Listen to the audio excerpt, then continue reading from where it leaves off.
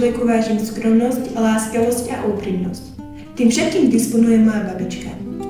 Napriek jej už vyššiemu veku trávi väčšinu času v záhrade a stará sa o zeleninu, aby nás mohla zásobovať. Mám s ňou veľmi vrúcný vzťah. Často myslím na starčekov a starenky, ktorých nikto nenavštevuje.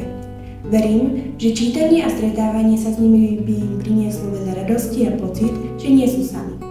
Rada by som im čítala knihy, noviny a časopisy, aby sme spolu mohli zdieľať príbehy a zážitky.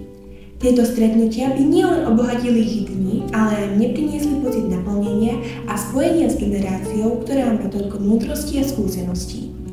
Spolu so svojimi spolužiakmi by sme mohli pravidelne navštevovať domov dôchodcov a čítať seniorom, čím by sme vytvorili krásne a trvalé spomienky pre všetkých zúčastnených.